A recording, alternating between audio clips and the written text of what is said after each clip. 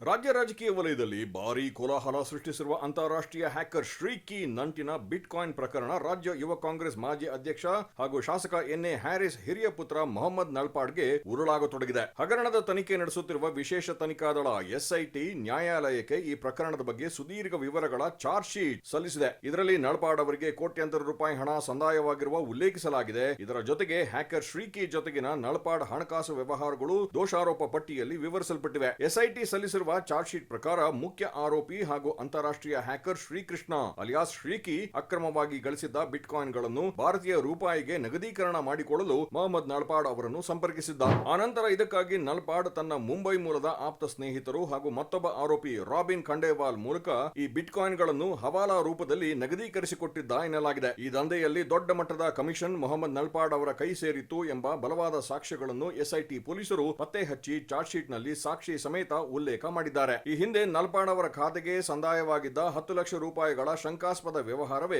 ಈ ಇಡೀ ಜಾಲವನ್ನು ಬಯಲಿಗೆಳೆಯಲು ಪ್ರಮುಖ ಕಾರಣವಾಗಿತ್ತು. ಇತ್ತೀಚೆಗಷ್ಟೇ ಜಾರಿ ನಿರ್ದೇಶನಾಲಯದ ಅಧಿಕಾರಿಗಳು ಮೊಹಮ್ಮದ್ ನಲ್ಪಾಡ್ ಅವರ ನಿವಾಸಗಳ ಮೇಲೆ ಏಕಕಾಲದಲ್ಲಿ ಭರ್ಜರಿ ದಾಳಿ ನಡೆಸಿ ಹಲವು ಡಿಜಿಟಲ್ ಸಾಕ್ಷ್ಯಗಳನ್ನು ವಶಪಡಿಸಿಕೊಂಡಿದ್ದರು. ಈ ಹಗರಣದಲ್ಲಿ ಮನಿ ಲಾಂಡ್ರಿಂಗ್ ನಡೆದಿರುವ ಹಿನ್ನೆಲೆಯಲ್ಲಿ ಇಡಿ ಪ್ರತ್ಯೇಕ ತನಿಖೆ ನಡೆಸುತ್ತಿದೆ. ಈ ಪ್ರಕರಣಕ್ಕೆ ಈಗಾಗಲೇ ಸಂಬಂಧಿಸಿದಂತೆ ಶ್ರೀಕಿ, ಸುನೀಶ್ ಹೆಗ್ಡೆ ಹಾಗೂ ರಾಬಿನ್ ಖಂಡೇವಾಲ್ ಅವರನ್ನು ಬಂಧಿಸಿ ಕಸ್ಟಡಿಗೆ ಪಡೆದಿದ್ದ ಇಡಿ ಅಧಿಕಾರಿಗಳು ತೀವ್ರ ವಿಚಾರಣೆ ನಡೆಸಿದ್ದಾರೆ. ಇಡಿ ಅಧಿಕಾರಿಗಳು ಮೊಹಮ್ಮದ್ ನಲ್ಪಾಡ್ ಅವರಿಗೆ ವಿಚಾರಣೆಗೆ ಹಾಜರಾಗುವಂತೆ ಈಗಾಗಲೇ 2 ಬಾರಿ ಅಧಿಕೃತ ನೋಟಿಸ್ ಜಾರಿ ಮಾಡಿದ್ರು. ಆದರೆ ನಲ್ಪಾಡ್ ಸಮರ್ಪಕವಾಗಿ ತನಿಖೆಗೆ ಸಹಕರಿಸದ ಹಿನ್ನೆಲೆಯಲ್ಲಿ ಇದೀಗ ಎಸ್ಐಟಿ ಸಲ್ಲಿಸಿರುವ ಚಾರ್ಜ್ ಶೀಟ್ ಪ್ರತಿಗಳನ್ನು ಆಧರಿಸಿ ನಲ್ಪಾಡ್ ಅವರಿಗೆ 3ನೇ ಬಾರಿಗೆ ಇಡಿ ನೋಟಿಸ್ ನೀಡಲು ಅಧಿಕಾರಿಗಳು ಸಕಲ ಸಿದ್ಧತೆ ಮಾಡಿಕೊಂಡಿದ್ದಾರೆ. ನಿವೃತ್ತ ಐಎಎಸ್ ಅಧಿಕಾರಿಯೊಬ್ಬರ ಪುತ್ರ ಹಾಗೂ ನಲ್ಪಾಡ್ ಅವರ ಸ್ನೇಹಿತ ಐಷಾರಾಮಿ ಕಾರೊಂದನ್ನು ಖರೀದಿಸಿದ್ದಾರೆ. ಇದಕ್ಕೆ ಬಿಟ್ಕಾಯಿನ್ ಹಣ ಬಳಸಿದ್ದಾರೆ ಎಂಬ ವರದಿಗಳ ಹಿನ್ನೆಲೆಯಲ್ಲಿ ಆತನನ್ನು ಕೂಡ ವಿಚಾರಣೆಗೆ ಒಳಪಡಿಸಿ ಹೇಳಿಕೆ ದಾಖಲಿಸಿಕೊಳ್ಳಲಾಗಿದೆ. ಆತನಿಗೆ ಕಾರು ಖರೀದಿಸಲು ನಲ್ಪಾಡ್ ಹಣ ನೀಡಿದ್ದಾರೆ ಎಂದು ಹೇಳಿಕೆ ನೀಡಿರುವುದಾಗಿ ತಿಳಿದುಬಂದಿದೆ. ಪ್ರೌಢಶಾಲೆಯಲ್ಲಿ ಓದುವಾಗ ಮೊಹಮ್ಮದ್ ನಲ್ಪಾಡ್ ಸೋದರ